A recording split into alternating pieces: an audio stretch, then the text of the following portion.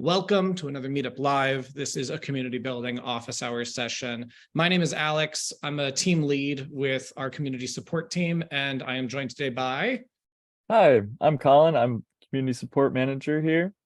And we're excited to answer some of your questions you submitted. And thank you again for submitting those questions and for joining us today. We'll get started by running through some guidelines for today's event, as we always do. First and foremost, this event will be recorded and you do not appear in the video. You'll just see the presentation and perhaps my face or Colin's face. In addition to your video not appearing, your audio has also been courtesy muted.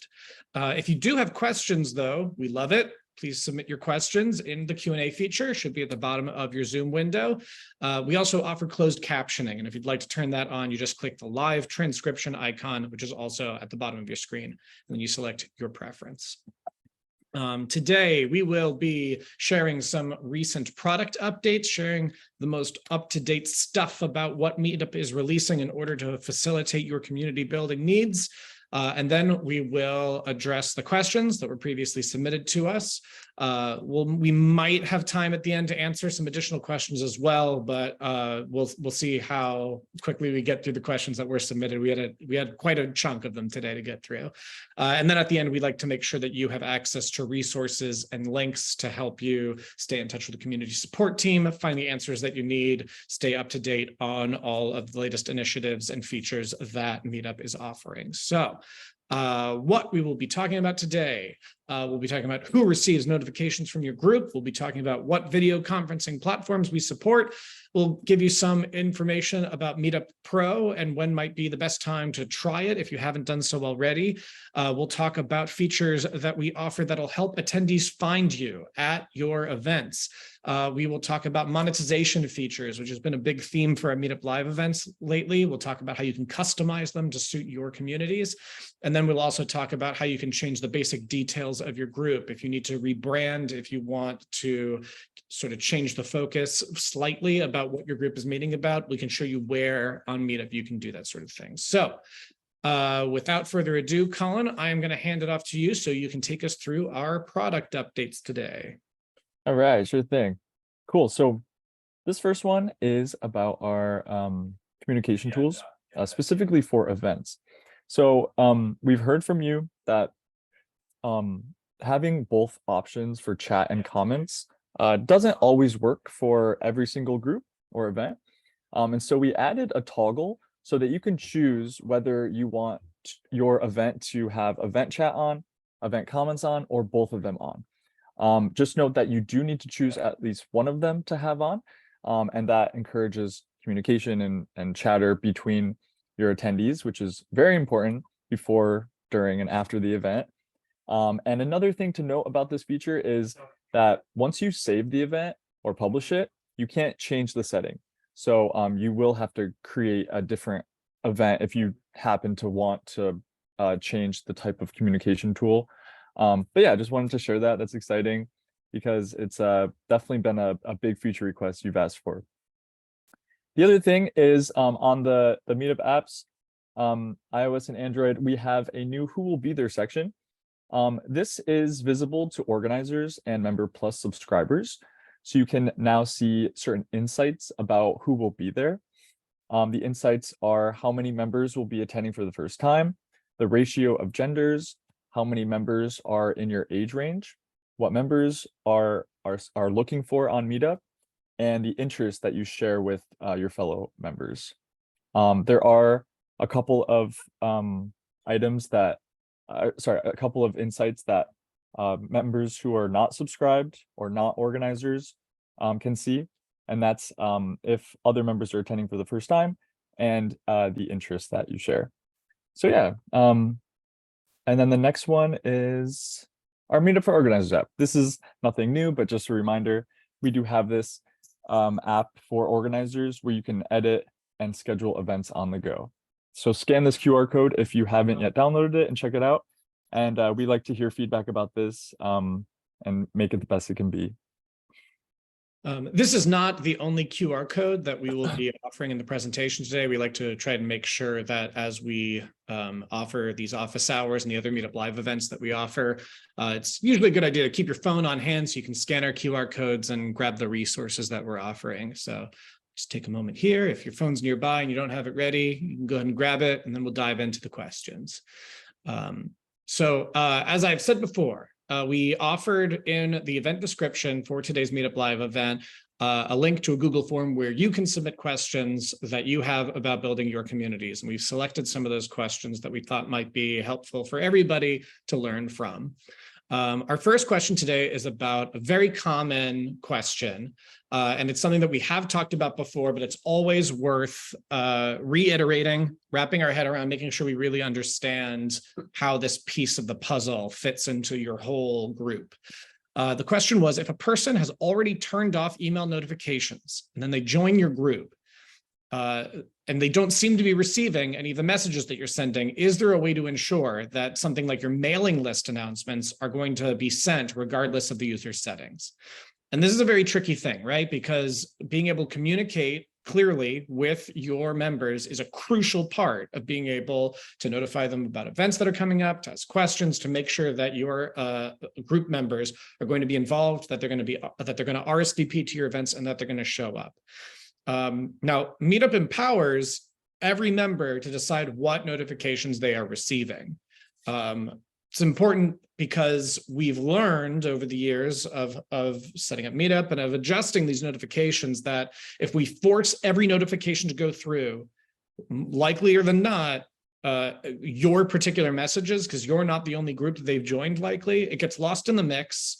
They shut down, there's too many options, they're not participating in your group anyway. So we make sure that everybody has the option to adjust their own notifications and streamline what notifications they're receiving so that they can really participate in the communities that matter to them. So our recommendation for this, because there isn't a way to force your messages through to them, is to set specific expectations and to communicate with members when they join the group that part of the expectation for being a member in your group is that they do adjust their notifications to receive certain kinds of messages from you.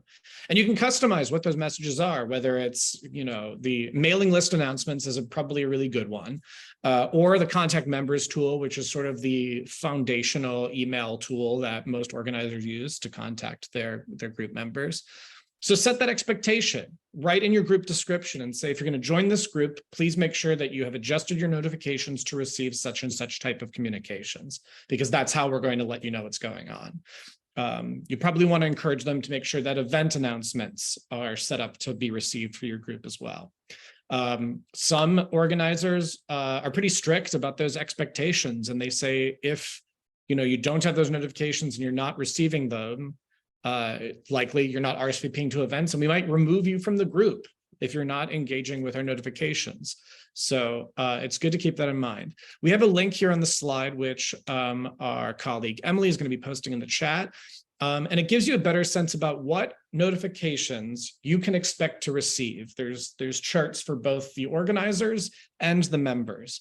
And we've broken it down by not only what kind of notifications we send out, but what device and what platform you can expect to receive those on. And again, these are all customizable, but it's good to wrap your head around what the options for communication are, because every group, every community is different, and the ways that they communicate with each other are going to vary based on the needs of that group.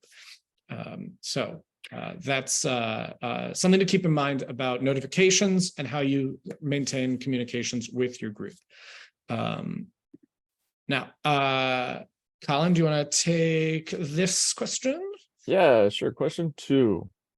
Okay, this one is, how can I change the name of one of my Meetup groups easily? I still can't figure this out. Okay, so this one is right in your group settings. If you want, Alex, I can just show on my group, really just to show like some navigation. You can change your group's name, description, and other information right on your group settings page. So this is my homepage. I have this group called Virtual Yoga for Beginners. And so I'll go right to the group homepage. And from here, you click Manage Group. And you'll see some options, but you want to go to Edit Group Settings here. And when you go here, there's many different options, but This one to change the basic group information is here in basic information, and you click that and you have the option to change your group name here. You have a certain character limit, just keep that in mind. And then of course the description, where we have added the ability to rich text formatting, where you can like hyperlink and bold and italicize everything, and little emojis, which I like. And hyperlinking is definitely popular. And then if you have like a video that you want to link about your group, you can use YouTube or Vimeo. We have custom labels. So these are usually used in certain like notifications where you get like an event reminder saying like 13 yogis are coming to this event, join them. So you can change the name. You could say hikers, you can say moms, whatever. Cover photo you can do on the group homepage, and then of course the location of your group, and then your topics. So yeah, there's a bunch of options here. Go check it out if you want to link your social media with your group. So, but this is where you change the name in your basic information settings. All right. Thanks for giving us a glimpse into that, Colin. I'll keep our slideshow going now and move on to our next question. So question 3, if I want to set up more than 3 meetup groups, do I need to have a new email address? How do I do this? The standard meetup subscription, if you're going to start a group and become a meetup organizer, the standard subscription only gives you the option of creating 3 groups. You can only lead 3 groups at one time. Our top recommendation, if you want to start hosting more than 3 groups, the most obvious way to do it that's built into Meetup is to subscribe to Meetup Pro. You upgrade your subscription from standard to Meetup Pro. Pro comes with a host of specialized tools for a wider network of community building. But in this context, the most useful thing to know about it is that you can create an unlimited number of groups if you have a Meetup Pro subscription. We tend to recommend it more for businesses or organizations, particularly if they're trying to set up groups with that shared interest, if they're trying to set up book club groups or coding groups in different cities or even in different countries. So they're unified by that shared interest, but there's a huge network of them in different locations. Meetup Pro does get pricier than the standard subscription. It can cost up to $35 per month per group. So that can add up, especially because you're talking about at least 4 groups. So obviously the question then becomes, well, if the cost is prohibitive, what can you do? So we'll give you the workaround here. The question had said, do I need to have a new email address? That is an option. You can create a separate account using a different email address, and then you can set up a new subscription, a second core subscription to create that 4th group. And then you could have up to 6 groups using 2 different accounts. You could technically do this over and over again with lots of standard accounts. It becomes very difficult to administrate because you have to know what account is linked to which group, which is why we recommend Meetup Pro. It unifies it all under one account. But yes, you can create a separate account under a different email address and set up a separate subscription under that second account. You just want to make sure that you've got the administrative mindset to be switching between accounts and knowing which groups you're managing. So it's a good question. It's a tricky thing to navigate there. Colin, you want to talk about this? Yes. Okay, question 4. Where can I get a t-shirt displaying the Meetup name to make myself easy to find when leading medium to large events in a crowded area? That's a great question. Now, we don't offer any sort of branded merchandise for your events, but you're welcome to create your own. You're totally welcome to use our, a lot of organizers use our Meetup logo to make shirts or just swag, and especially like signage and posting. Either they have like a flag or a little like table sign or directions into the venue so that people can find you. And that's just simply printing those out with maybe, the logo and your group name, whatever. But we also wanted to share that in your event scheduler, we do have the how to find us section, and that's important. I know this doesn't exactly apply to like maybe being in like a huge crowded area, but it could, depending on where you tell people to meet. And so when you set your location in the event scheduler, you can say in the how to find a section, meet at the bar or whatever, meet, in this specific place, so that, that you kind of make that the place where everyone gathers and people can find you. And with that said, like, we really do encourage you to utilize event chat so that you can communicate with people and your attendees in real time. Because as you know, people might get lost or they're running late and all this. So to be able to talk to them and share where you are is really important. Yeah, and then also, in terms of like creating getting t-shirts made, if you're thinking about doing that, we thought maybe using the fundraising feature we have for groups, organizers in the United States. That's a feature specifically right now just for United States is fundraising. But you could like create a fundraising for group t-shirts. That's totally cool and something we encourage. So yeah, that's just something to consider. But this is a good question, and we like to hear, certain ways that you're using Meetup. Do we want to talk a little bit more in depth about fundraising? I think we're going to talk a little bit more about monetization. Maybe we can save it for that later. I also wanted to call out, because we're talking about like sort of Meetup emblazoned t-shirts and swag and that sort of thing.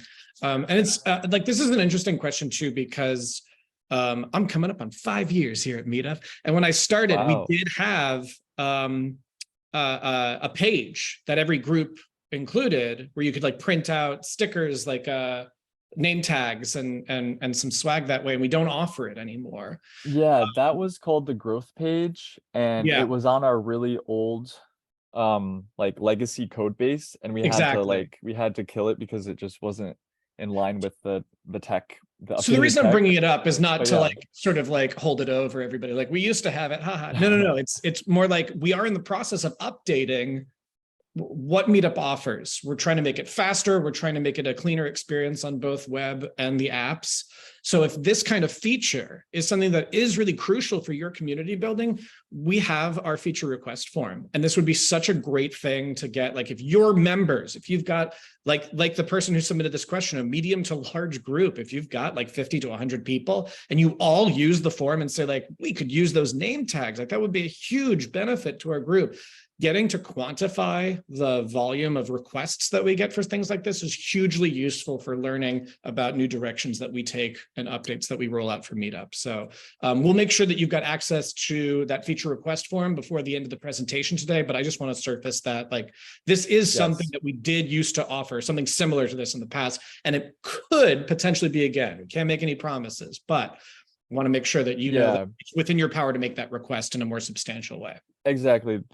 The thing we offered before wasn't for t-shirts, but it was along the same lines of, kind of like promoting your group more or less, Yeah. like by being able to print out name tags and different things. So yeah, definitely let us know if that's something that you could use for your group.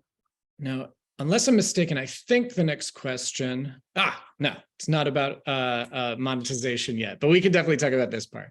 Our next question is, what media are available to use for events, and how is a link made and conveyed to members and attendees? This is how the question was phrased, and it's a little confusing. We assume that when they say media, what they are referring to is video conferencing platforms. How are you able to insert those links into your event scheduler, what platforms we support, and how do you make sure that the people attending your events know what program to use? So up until the pandemic, Meetup was almost exclusively about in-person events. And over the last few years, we've integrated a lot more features to support online events. One of those is supporting video conferencing links. When you are creating your event, you have the option to select if it's going to be an in-person or an online event. And if you select online, there is a field in the event scheduler where you can insert whatever link for your video conferencing platform of your choice. Primarily, we recommend Zoom, Google Hangouts, or one called Jitsi. Zoom, we actually offer an integration into the event scheduler itself. So if you already have a Zoom account, you can link it to your Meetup account. And as you're creating your event, you just tap a button and it will auto-populate that field with a unique Zoom link that will be exclusively for your event. Something to know about how your attendees will know about this is when you use that video conferencing link, it'll be on your event homepage, but that's only going to be visible to attendees who have RSVP'd to the event. So it's only accessible if people are really going to the event. In order to protect everyone's privacy, in case it's like a link that you use repeatedly for something like a repeating event, that link will disappear from the event homepage after the event is over. Anything you want to add on that, Colin? I know it's a technical. Yeah, for sure. I wanted to, we've talked about this before, but I wanted to just remind everyone about the safety features that Zoom offers. I'm sure Google Meets and Microsoft Teams and all those other platforms offer them too, but specifically for Zoom, that's the one I use. They have some really helpful ones to keep your meeting secure and not ideally not get infiltrated by Zoom bombers or just, you know, bad actors. But what I do is I set a meeting passcode. So, you know, when you create the Zoom meeting, you make sure that you share the password, which is just kind of an extra barrier to people who, you know, don't need to be in the meeting. And if someone is gonna join, then, you know, they, you know, the password kind of prevents those from coming, that when it's, you know, those who don't really need to be there. And that goes back to what we were saying before about the how to find us feature. I mean, that is sort of a way to leverage it in an online context, is to make sure that people who are going to attend your online event only get access to that password if they have RSVP'd and therefore have access to the communication tools for the event. Exactly. Yeah. So there's the password I use. There's also the other settings in the meeting itself where you can not allow people to unmute or turn on their video or share their screen. So those things. But anyway, I just wanted to share that because that's definitely what's helped me with my meetings. And just I encourage you to go into the Zoom settings to explore everything they offer. We do also have a Help Center article that sort of breaks down in more detail what some of those settings are, and even links to sort of a Zoom specific page that can give you more of those security settings. So important things to keep in mind. It's a great point, Colin. Thanks for bringing that up. Yeah. Cool. All right. We've been teasing it. Here we go. Yeah. So yeah, we talked about fundraising. No, it's okay. I can take this. Go for it. Yeah, so we talked about fundraising. But this question is specifically around how to charge people a fee to offset your organizer cost. Because some people, you know, some organizers want their members to, you know, help contribute to the cost of what it takes to organize a group. And so we do have 3 monetization options. We did speak earlier about the fundraising feature. Now, fundraising, like I said, is only available in the United States right now. This is something where you can turn it on for your members to basically donate to your group and contribute to whatever kind of fundraising you want. It could be fundraising for the cost of your organizer subscription. It could be to fundraise for the cost of a venue or fundraise for snacks at the event, whatever. But when you when someone donates, then it goes into a separate account and you can use that money for whatever. So that's fundraising. We also have the ability for organizers to set event fees. So attendees must pay to complete their RSVP if you require them to pay via PayPal, or you can have the setting so that when people show up, they give you cash or they Venmo you or Cash App you, whatever. So that's event fees. Something coming up that's really exciting about event fees, and we're working on this in this quarter, is the ability for organizers to kind of set like a discount or an early bird special or whatever you want to call it on your event fees. So let's say you have an event coming up and you want to charge a certain price up to a certain date. So you have until, May 15th to have this price for the event, but after this date, then the price will increase, and the event is, at the end of on May 30th. So that's exciting. That's again a feature request we've heard from you. So we're currently in the process of building that. Yeah, so that's event fees. And then we have member dues. Member dues is something that your members are required to pay in order to stay a member of the group. So you can set your dues to annual, or, what is it? What is it? Do you remember, Alex? Is it like every year, I think? Yeah, I mean, the most often I've seen is annually, but I think there are some other cycles you can, maybe like biannually might be one of Yeah, them. maybe like twice a year. I can't remember off the top of my head, but basically your members need to pay that in order to stay in your group.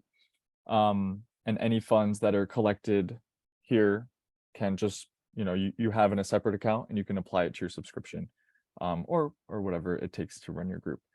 So yeah, we'll talk a little bit more about member dues in another question, but I hope that helps with those 3 different monetization options. Yeah, so to summarize, yes, you can definitely charge a fee to offset organizer costs, and we offer a few different ways to do it. Since some of our guests who've joined our presentation today during the chat, we know like people were joining from the UK or from Australia. Like we said, fundraising won't be an option for organizers outside of the US. So that the optional version of this is not accessible yet. Again, if that's a feature that you would like to see implemented in your area, Yeah, please tell us. Yeah. So if you are outside of the US, you want to focus on event fees and member dues. Member dues are going to be required. Fees are a little more flexible because they'll be adjusted for each event. And like Colin's saying, soon we'll have the ability to offer different tiers of pricing for the same event. That can be a nice promotion to attract more RSVPs, get more of those fees in, and apply it to your subscription costs. Like Colin said, we can talk more about member dues. We got sort of a more nuanced question about the settings for member dues that we thought would be good to go over. So how can I change my member dues to start trial members with a time limit? Or how can I set levels of cost based on the number of members? So starting with trial days. When you turn on member dues, you get the option to select a trial period.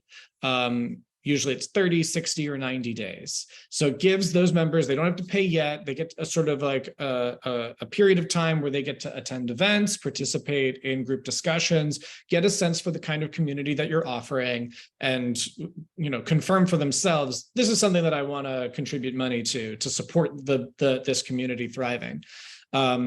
Meetup automatically will send reminders 7 days and 1 day before the trial expires, reminding them that they'll need to pay. If they don't pay at the end of the trial period, they are automatically removed from the group, and they would have to then go back to the group homepage and click on that join group button again and pay at the same time. They don't get a second trial.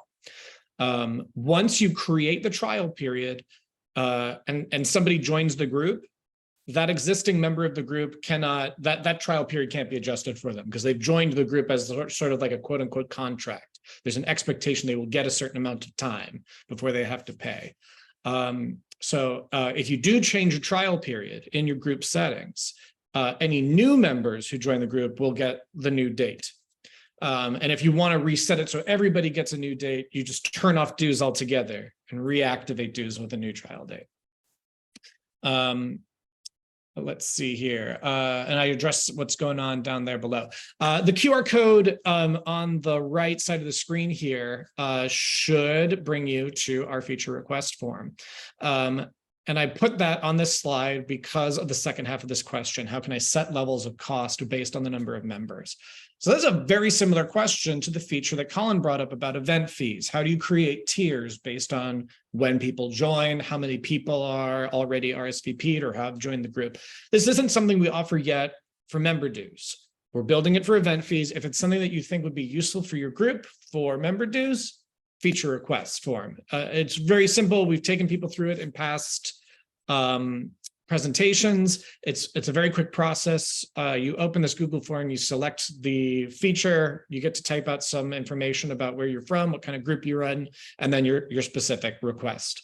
So in this case, getting tiered levels of cost for member dues based on the number of members. So member dues are pretty adjustable, but once you have selected those settings, they become a little bit harder to adjust in a way that impacts all of the members of your group at one time. So you want to keep that in mind as you are setting up dues and adjusting them. But it's a useful feature for customizing how you are collecting fees, how you are applying those fees to your subscription. There's a lot of groups that very successfully leverage member dues in order to keep their community thriving. Anything you want to add to that, Colin? No, I think you covered it. Yeah, good question. Right. All Still right, yeah, we about got monetization here. Yeah, we got another one. I know. I think this is the last question we have that was submitted, but we'll take any live questions after. So, all right, this one is, I'm considering walking back my $5 structure and going back to all free. How should I structure communications to the members on this change? Okay, so I'm not sure if they're referring $5 structure meaning like member dues or event fees, because maybe they're charging $5 a year or whatever for to stay in the group, or maybe they're charging $5 per event. But regardless, if you're talking about like no longer charging event fees, we don't really think you need to communicate it. You can if you want. Maybe you want to send out a message to people being like, now all events are free, go for it. And then members will be able to RSVP without having to pay. That's totally fine. But in terms of member dues, I think that's definitely more we definitely recommend maybe contacting your members if you're gonna turn off member dues or make it free again, because that could potentially incentivize people from getting more engaged or joining your group again. So yeah, you can turn off member dues at any time in your group settings.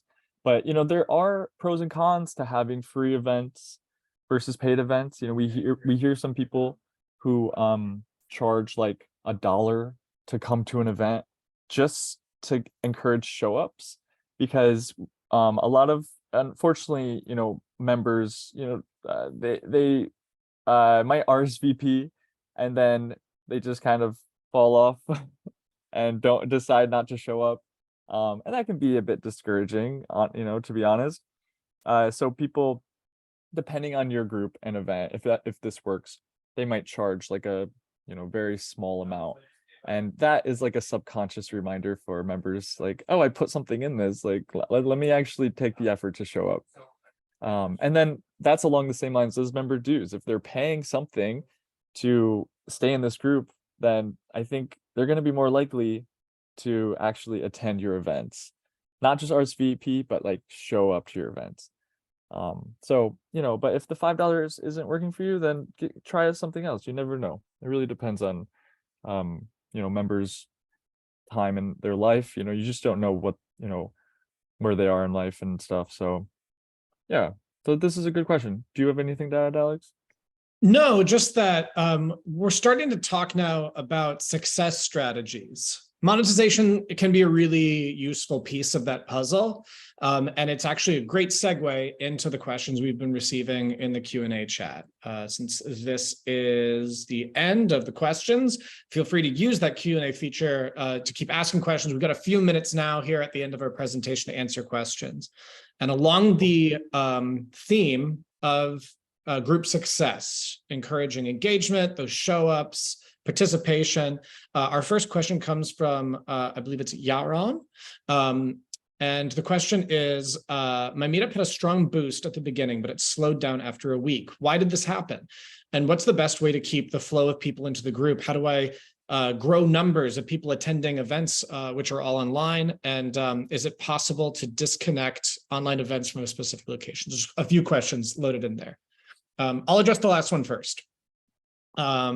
If you're hosting a group that exclusively hosts online events, Is it possible to disconnect from a specific location? The answer to that is no.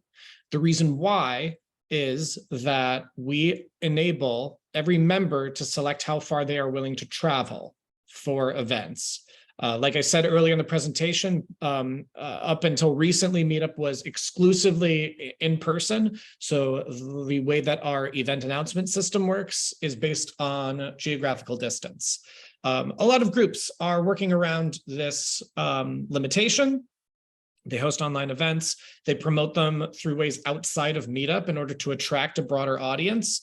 And again, Meetup Pro is an option where you can publish something called a network event, which would be the same event in every group in different locations, particularly useful for online events. So there are ways to work around it, but at this time, we require that every group, even if you're hosting online events, selects a specific location so that the promotions that happen internally through Meetup go out within a certain radius. And it's useful in case your online events, you decide to have an in-person meetup. It's people who are all going to be from a local area. Did you have something to add to that, Colin? Not to add, but I can definitely answer Yaren's question about like the first few questions when you're done. Sure. Cool. Yeah, okay. go for it. Yeah, so Yaren was saying my meetup had a strong boost at the beginning, but it slowed down after a week. Why did it happen? What's the best way to keep the flow of people into the group?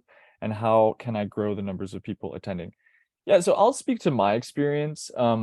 This kind of happened for my group. Like I said, I do like it's like a virtual yoga for beginners. So I literally just share, we find a YouTube video and we do yoga together.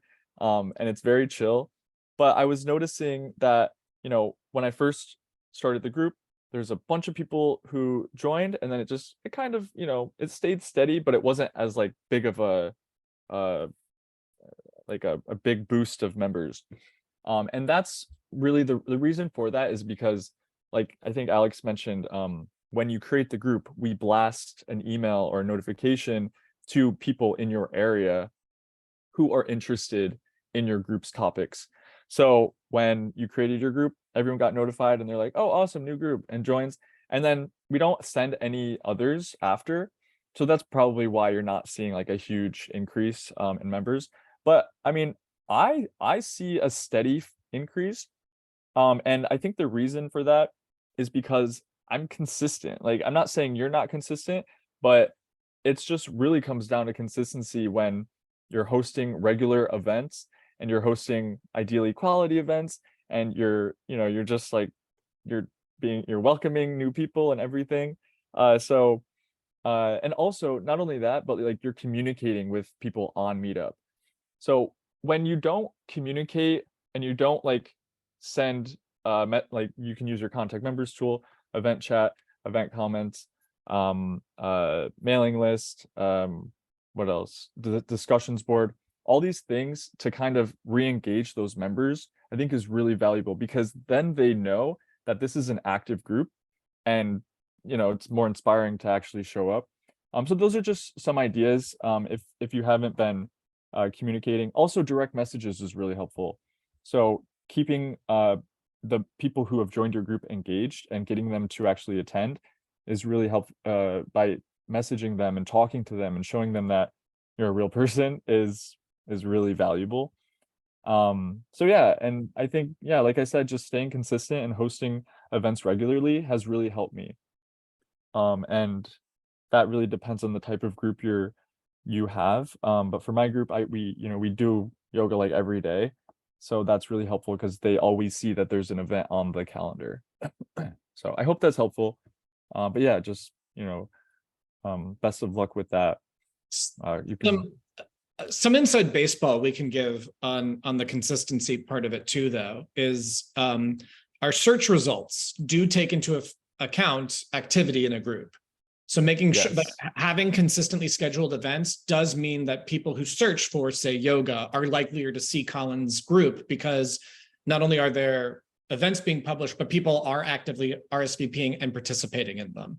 Our system is designed that way so that new members will see groups where there is an actual community there, and it's not a community that's sort of like a zombie, like it's just sort of like present, but they aren't hosting events. So that's important to keep in mind, is making sure that probably, I would say, like the sweet spot, unless you're doing something like Colin, where you're hosting a daily events, but to host probably every week or every other week maximum, just to Yeah. make sure that there are distinct events on your calendar that give a sense about, like, yes, we regularly meet. This is a thriving community. And sharing updates about the event, like, oh, I can't wait to see you in a couple weeks. Here's an update on, what we're gonna do or whatever. Yeah. Because that it just re-engages them. Let's see. Great questions, Yarn. Yeah. We've got one other question. I think we just got time for one more before we wrap up, and I think it's along the same lines. So someone has asked, I started a new group. Although I kept trying to improve and devise the events, the number of members did not increase, and members did not join the events. Can you please advise how long I should continue the effort until I call it quits? I know it depends on the group and situation, but I thought you might be able to tell according to what you've seen in the past. So valid question. How long should you keep at it if you're not seeing engagement on your group or your event? Yeah, as the question says, it does depend on the group and the situation. I've seen situations where somebody had such like a niche interest for their group that there just like weren't people in that organizer's area who were interested. Online events probably could have helped that organizer reach out to a wider network, but generally speaking, oh, go ahead, Colin. I'm sorry, I didn't mean to cut you off. I just was gonna say, not to just continue talking about my group, but this is like my experience. I was pretty discouraged for a while because I literally only had one person showing up. He was great, and he continues to show up. His name is Ed. He shows up every day. But it's like, in the back of my head, I'm like, I'm glad, me and Ed are doing yoga together, but like, is anyone else gonna come? And so I stuck to it, and it was about a year. It was probably like maybe like 9 months to a year or so when people like, I don't know, like word of mouth caught on. So, again, it really depends on the group and the situation, but that was my experience of like, at first it was a big boost of people coming. And then after, like, it was probably the time of year though, in the summertime, people are busy.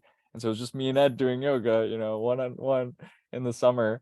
And I think it really depends on the season as well. So if, depending on the type of group and events you're hosting, of course, people will have different times in their life of having availability, so to keep that in mind as well. Like, don't give up, just be, wait, like, try the different seasons to see if that changes anything. Because that definitely changed me. And I'm kind of noticing right now that my attendees are dropping now that like the weather's getting warmer and no one wants to stay inside and do yoga.